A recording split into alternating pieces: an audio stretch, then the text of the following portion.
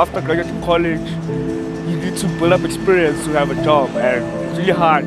I want South Africa to create job for us, a business. As now, I am a soldier and I'm looking for a job.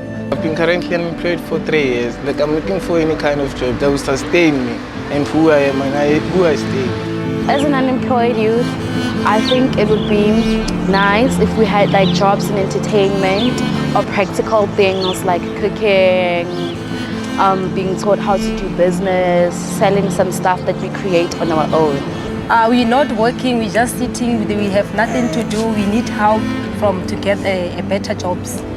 I would also look for a job, whether it's helping at the schools, at the hospital. I am willing to do that now because since I'm a single mother, I need the cash. Any job is fine for me.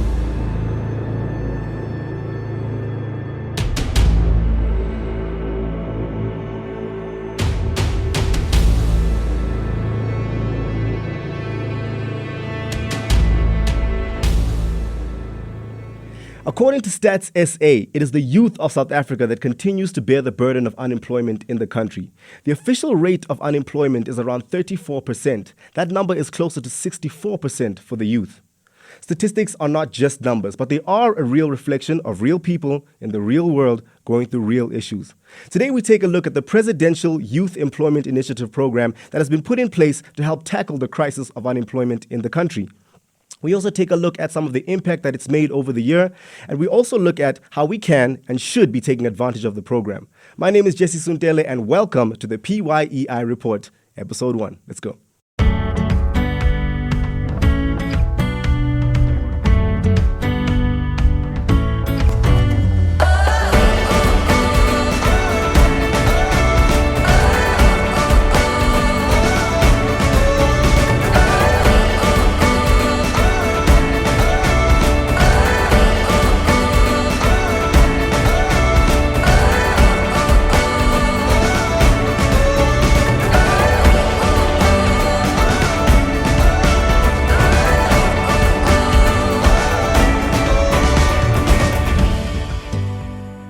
I am joined on today's episode by the CEO of the Gauteng City Region Academy, as well as the PYEI project sponsor, Ms. Percy Moleke. How are you doing? Good, thanks. And how are you? I'm very well. Welcome. Thank you. Thanks for having me. It is a pleasure. I would like to get straight into the show if you don't mind. Sure. All right. We opened today with a statement by the president declaring unemployment in this country a national crisis. How has the government's response been on the ground to that statement? Thanks for that. The government has tried to respond in various ways. We will recall that there were announcements made by the president where he declared, particularly after COVID, that there would be initiatives to support society and businesses with respect to this. And overall, government has been very concerned about the youth unemployment in particular.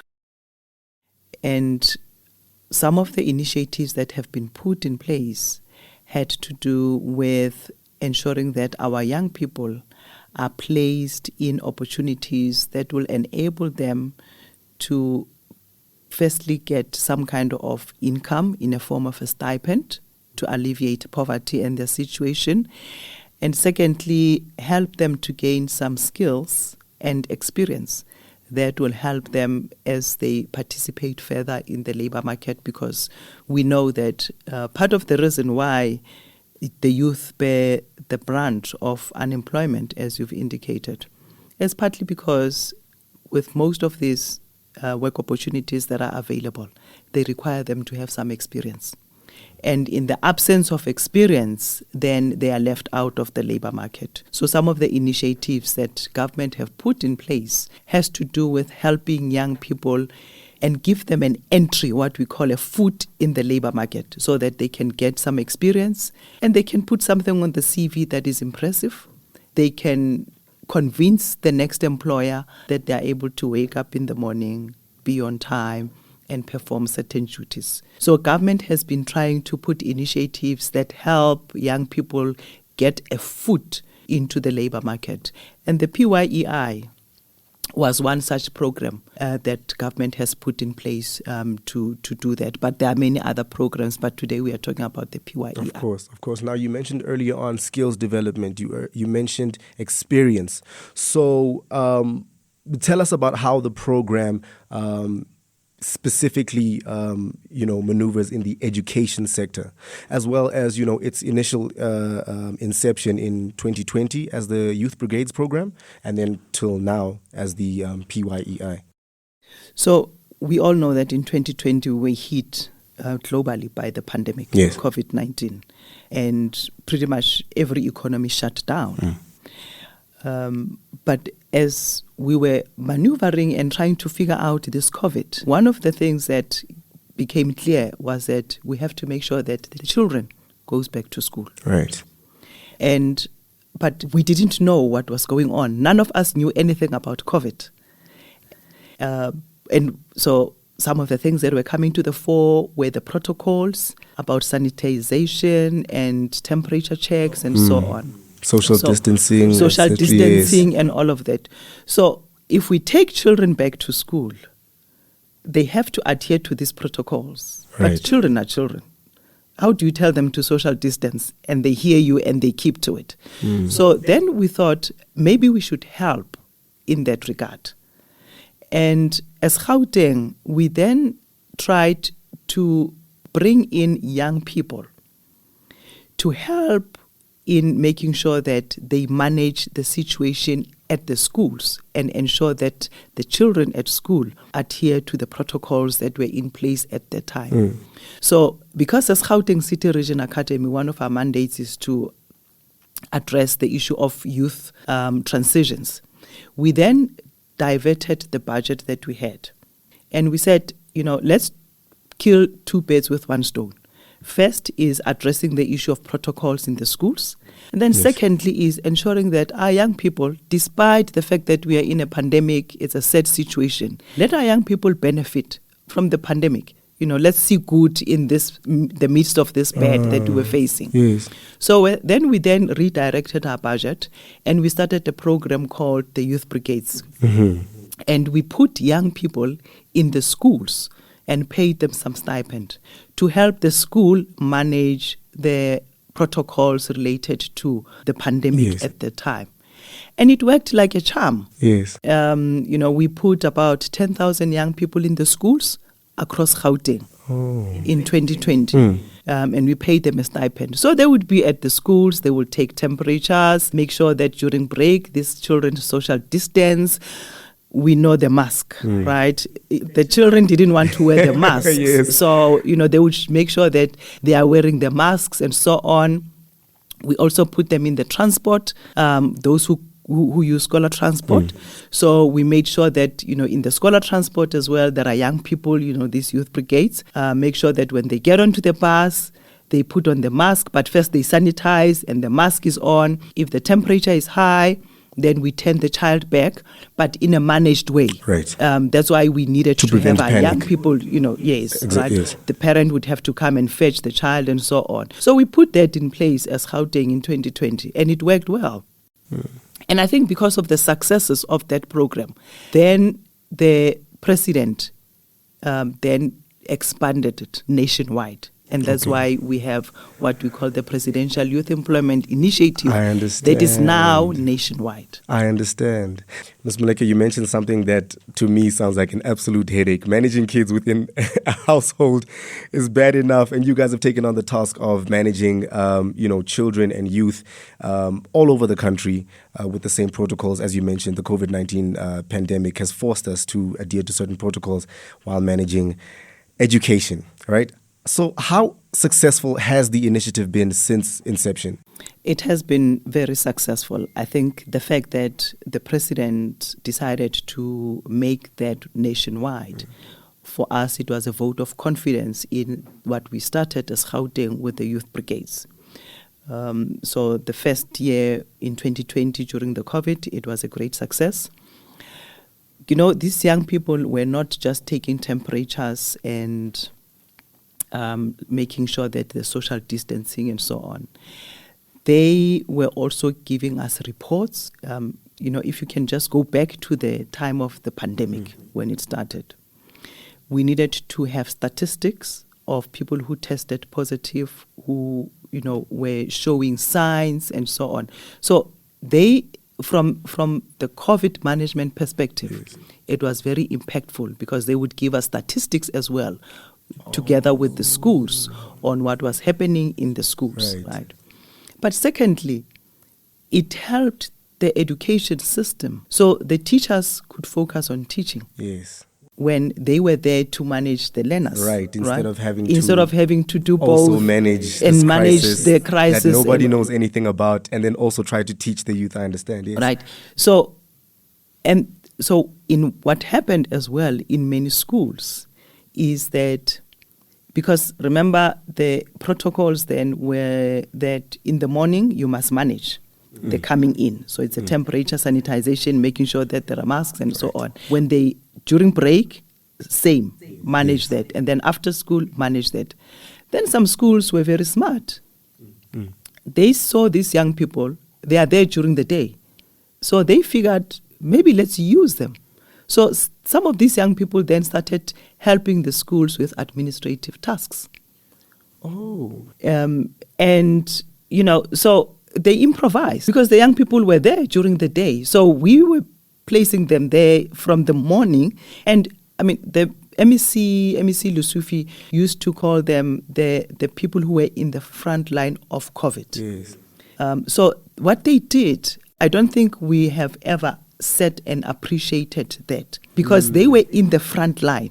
So they would take temperatures of learners, teachers, and everyone who would go into the school. Right. So they were in the front line. So they helped in managing COVID at the time. But again, as I said, then they started helping the education sector itself by providing some administrative responsibilities and so on. So they helped in education.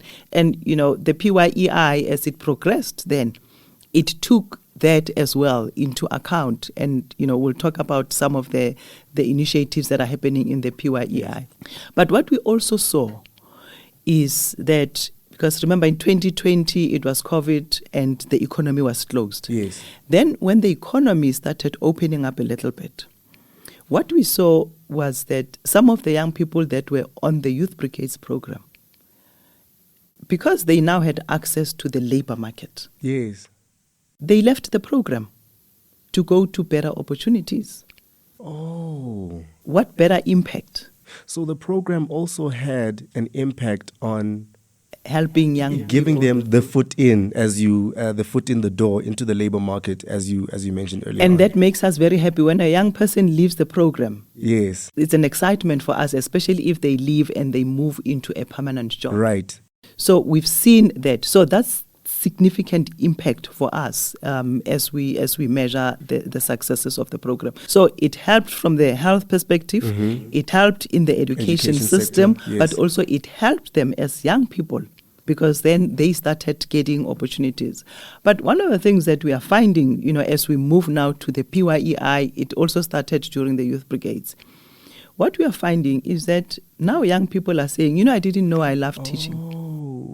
Having been there, interacting with the children at schools and gaining that experience. Right. So now we're getting young people saying, I love teaching, I want to go into teaching. Yes. We're trying to sort out the bursaries for them. Which brings it full circle and feeds back into the education system. Into the education system. So there you see the impact. But, with the PYEI, so what happened with the PYEI is, there's this concept that there is work, but there aren't enough jobs, right? And between the Youth Brigades and the PYEI, I think we've proved that there is work, but there aren't jobs. Now, how do we as a country begin to think outside the box about jobs? Yes. One of the feedbacks that we got, the categories, so we've got categories of feedbacks that we get from these programs, right? So one of the feedbacks that we got was from the teachers. And it started during the Youth Brigades. So some teachers were saying, thank God, for the first time, I can focus on teaching. Yes. And I'm not coming home tired because I have to manage the kids. Yes. Because we've got teacher assistants there, these young people, Yes. who are helping with that. Mm. So the teachers themselves rave about the program Uh-huh. because it has relieved them of administrative duties, Understand. managing of kids, and so on. Which also gives them a better, a feeling of relief. It helps them wake up in the morning and go back and do their job and do it well. That leads me to my next question, because you've just mentioned how much impact it's had on not just the education sector, but also the people that have been put into the program. We've seen a steady decline, a year-on-year decline between 2021 and 2022. How was this accomplished? Because you've mentioned a couple of things before, but you mentioned a couple of things now in your answer. But how was that decline in the unemployment rate accomplished within the youth? Number of reasons. With COVID, now we all know how to manage COVID, or we think Right. we know. It's Right. we understand it better. The economy started opening up, and with that, we're seeing young people going back into jobs. Yes. And hence you would see the decline. So, with COVID, during COVID, everything closed down. So the unemployment rate was very high. Now you're seeing that decline, and it's partly because of the opening up of the economy and young people getting into jobs. But I think some of the initiatives that we've put in place have also helped. I mean, in the PYEI, we have, since its inception, we have been putting something like 30 to 40,000 young people into opportunities in the schools. And what we've seen is we have a significant number of young people who are exiting the program, and they are exiting to go to better job opportunities. So you see the opening up of the labor market for these young people has worked. That as an intervention, it has worked. So young people are moving into better opportunities because of the experience and the skills that they would have gained through the PYEI. Through the program, yeah. But again, as I said, because the economy has opened now, more opportunities are there for young people, and they are taking advantage of the opportunities. So I think we'll continue to see some decline, but we need to do more. We need to do more as government, as the private sector, because as I said, through the PYEI, we've proven that there is work. Yes. We just need to think about how we create jobs. Right. The South African Education Council of Educators says has started a project now where they are investigating having teacher assistants in schools on a permanent basis, right? Because the program has shown how much it can, help the education sector. Education having sector someone to assist with and helping the teacher focus on teaching. Right. I understand. So if we can get that right, imagine the number of jobs that we can create just in the education system by putting in teacher assistants.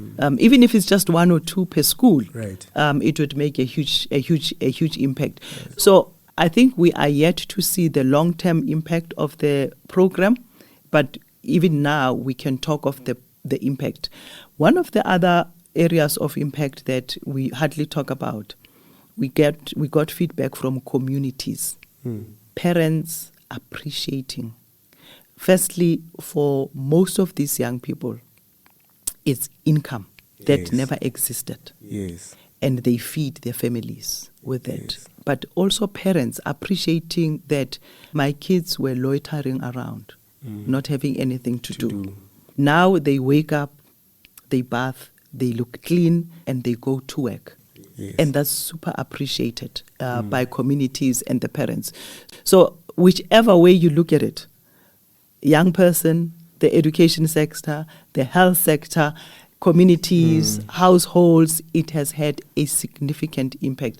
And I think it has also shown the passion of government on addressing this issue of youth unemployment in particular. We will not be able to create all the jobs, but if we can just do this across different sectors and think differently about the jobs, because there's work.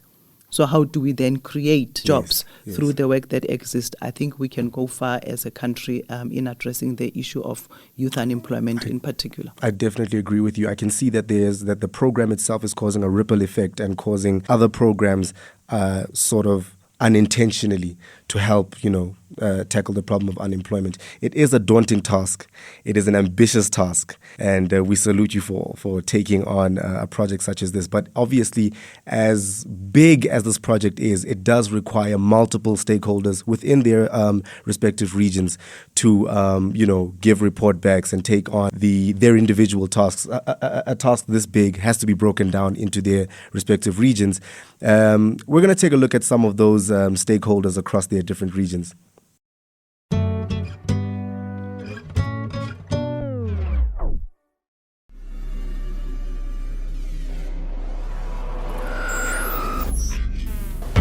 Good morning. I'm the principal of Rand Girls School situated in Johannesburg.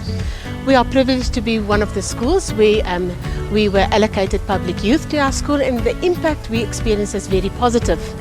Experience during COVID times, definitely positive. We were first allocated COVID screeners who assisted us a lot in the sense of that we did have COVID cases here at the school, teachers and learners, but nobody got infected at the school. And that is actually because we had proper screening done every day. Also during the COVID times, classes had to be cleaned twice a day at least, and that was also a huge assistance for us for having them to assist us, because we've only got 5 people employed by government as general assistants to assist us in classes. So that helped a lot. We were allocated at first 20 people, but now we are down to 10. And the reason is that some of them found employment somewhere, for which I'm very thankful for. But others also decided to further their studies, and that's why we are up to 10. But at this stage, I must say, still very positive in the sense of that we have 3 teachers assistants allocated. A huge help during COVID times, but also now. Let the learners know them. I trust them so much that they can also supervise a class if a teacher is not here. So the experience that we had with our public youth was very positive.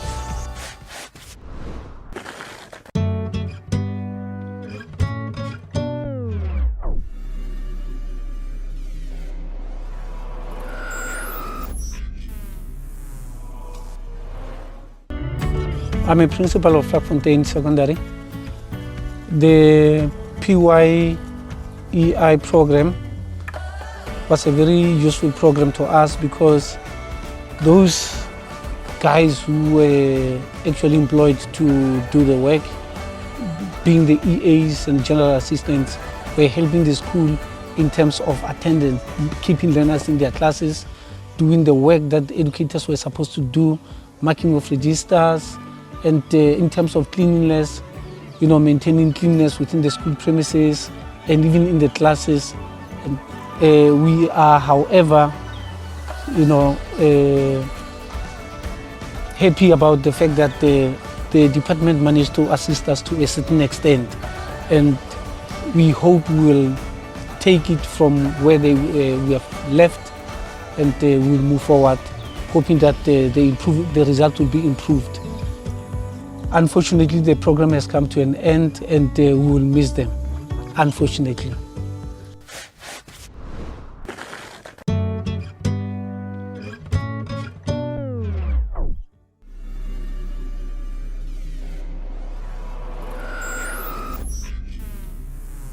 We are very grateful about their presence at the school, because when they were here, we didn't have challenges in the classrooms, because they were able to keep the discipline in the classrooms.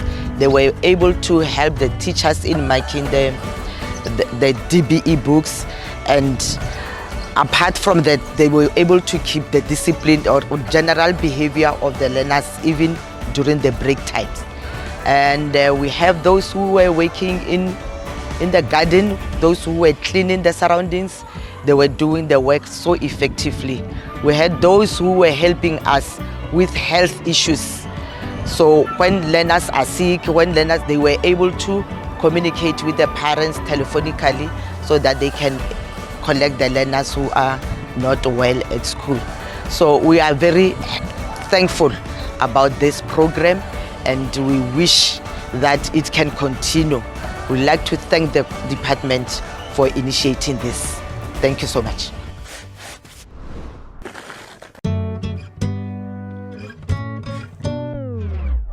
The insert already touches on this, but I would like to go over to the PYEI project manager, Ms. Lydia Petla, who will give us a bit of an in-depth view on what kind of jobs have been created by this program, how they pay out, who needs to apply for this program, and what sort of criteria they need to meet. Go.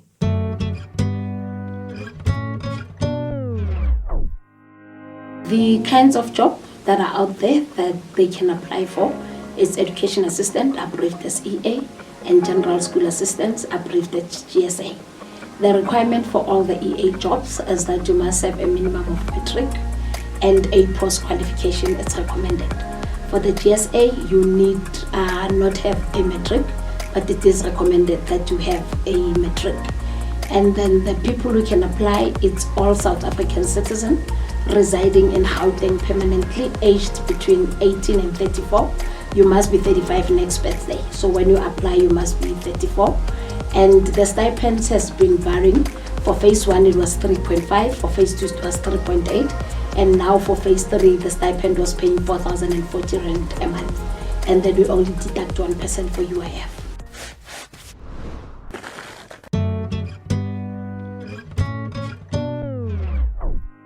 The process that the young people have got to go through to apply is that they've got to register their profile on the Harambee website, which is called sayouth.mobi.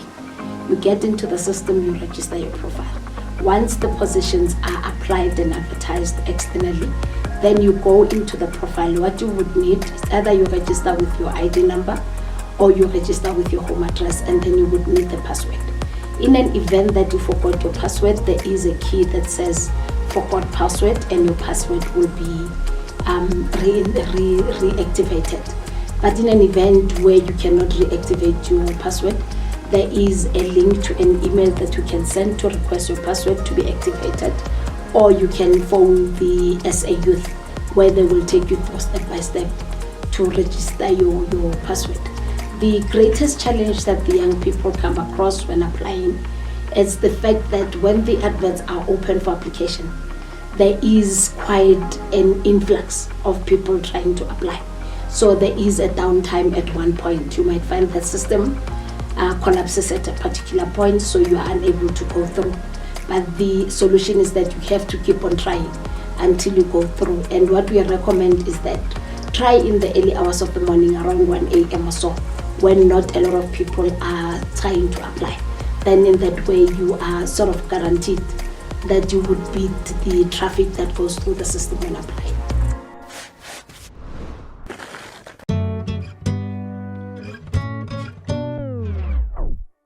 We are still in studio with the GRCA CEO as well as the PYEI project sponsor, Ms. Percy Moleke. You mentioned earlier on that there are so many people that have benefited from this program. I'd like to take a moment to meet some of those success stories, yes? Sure, let's do that.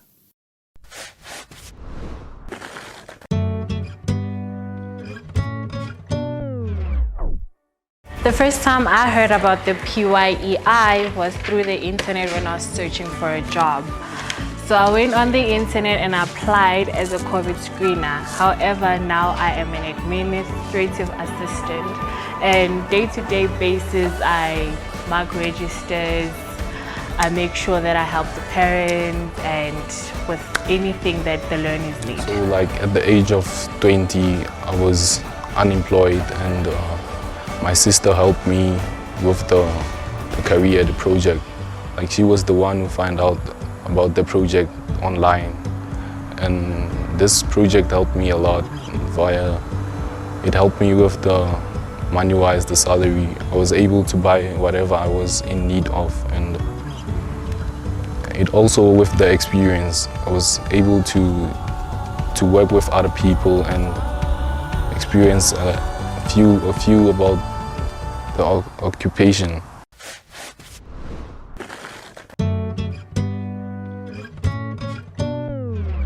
Started working as a screener. And then when the project was extended, and then I was moved to the office, assisting the admin. Working at the office was never simple, but then I really enjoyed working at the office because I got used to it. The experience was very nice. I'm pleading to the department to extend the project because we were already taking the job as our daily thing so that we can provide for ourselves and our families. So the experience was very, very nice, and then I liked it very much. Well, before I actually started out here under the program, I used to be a creditor clerk, and then I was unemployed for like a couple of months. And then after some time, like I heard about this opportunity, and it was like the government was like, "Here's an opportunity for you." I applied, and by the grace of God, I got called. I've been working here for like 10 months because we got extended this year, and the opportunity has been quite riveting. It's been fantastic. I love it. It's very nice. It's very educational. It's stimulating, and it grows your mind. It grows your energy. And it grows your horizon. It's very nice.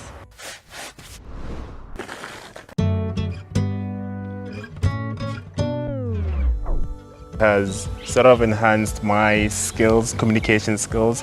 I was more of a person who's sort of introverted, so this has sort of put me in a place where I sort of had to interact with people.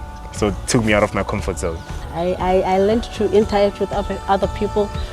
Like me also, I was like a very shy person. So I've managed to go out there and do everything freely, and yeah, it has been a very good experience for me. Basically, we help maintain learners' discipline in the classroom, and we help them with their schoolwork whenever the educator is absent. Through this project, it has stimulated my passion to become an educator myself, because through the interaction with the learners, I've realized that we connect, and that makes me very happy because through our connection, it has stimulated me to become an educator, and I'm very happy that their results have improved since I've been serving as an assistant.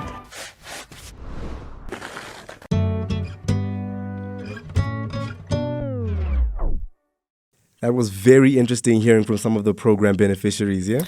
Yeah, and there's many more. So it has benefited a whole lot of young people in Gauteng, but also nationwide, because the PYEI is nationwide. So very interesting. I think the question on a lot of our minds is it's very good to see the progress and the positive feedback from a program like this. The question we have, or the question that we think about with programs like this, is how sustainable is this kind of program? You know, that's a good question, because sustainability in this instance comes with funding. So without the funding, we are not able to continue with it. We are hoping that the model has shown the powers that be that this can be done. Maybe not in as a large scale, but at least we can begin to think about creating job opportunities for our young people in the schools. But imagine if we were to do it in every health center, in every government department. In fact, when we started with the youth brigades, we put young people also in government departments in Gauteng to help with the screening, in the mornings, and temperature taking and all of that. So imagine if we were to do something like that. So as government, we are proving that we can create some jobs. But again, as I said, it's a question of funding. And we don't want government to be the creator of all these many jobs. What we are also saying is, let's challenge the private sector and the NGO sector. Let's think in our own spaces. What work exists that we can turn into jobs and be permanent jobs? I mean, technology is proving to us that we have to think outside the box when it comes to jobs. But also for young people, one of the things that they must then think about is, given all of these that have been shown, how do I take advantage and create opportunities for myself? Yes. right? So some of the young people that we put on the PYEI, and the project manager will talk to you about that, are what we call general assistants. So these are maintenance people, so to speak. Now, we know every school, the door will break, the glass will break, right? Now, that's an opportunity there for a young person to think about being an artisan.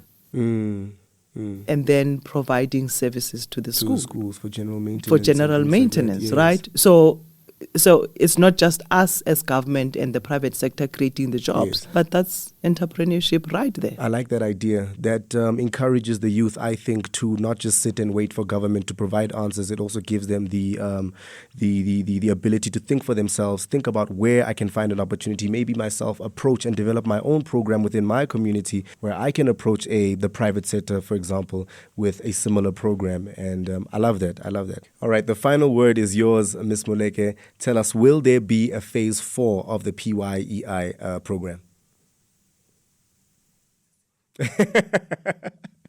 Okay, all right. We will accept that. There will be. So we are, in fact, we've started with the recruitment. Is it? For phase 4. And we are hoping to start as the academic year starts in February. We will be having almost same number of young people in the school, so from February until around August, because that's how far our funding goes. So there is a phase 4. Young people are already applying. We have so many applications already on the system that shows the need for this program, the desperation out there as well. So we are looking forward to phase 4, and with that as well, one of the things that we'll be doing, and I hope when we get the phase 4 report, some of the things that will show is the training that we want to give these young people as they are on the program.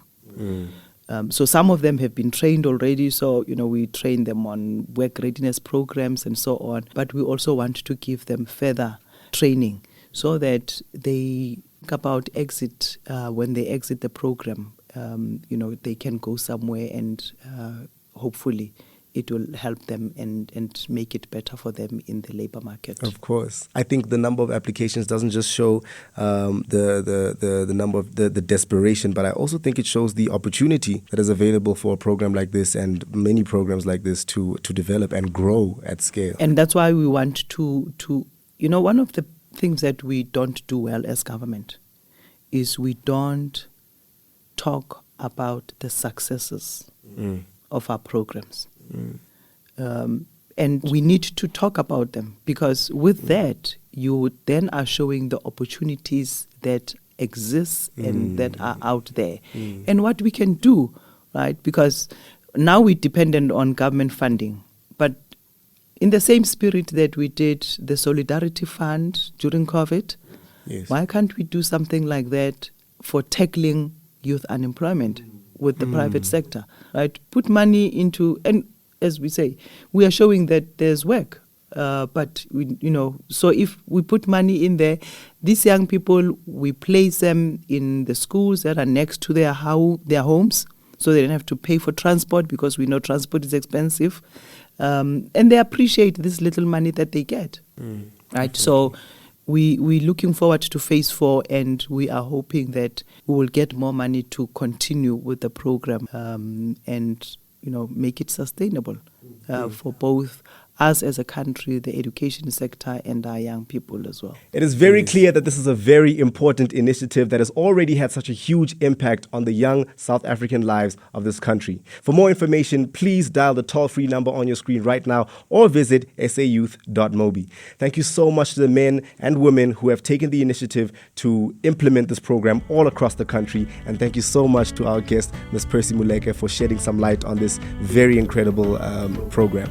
Thank you. It was a pleasure, and all the best to the men and women who are applying for phase 4. And we really appreciate the work that our young people are doing in the schools with us. So thank you so much to our young people. Definitely, and it is a pleasure. And it's clear According to the numbers, there are still so many that can benefit from this program, but that is all that we have time for today. Until next time, my name is Jesse Suntele, signing out.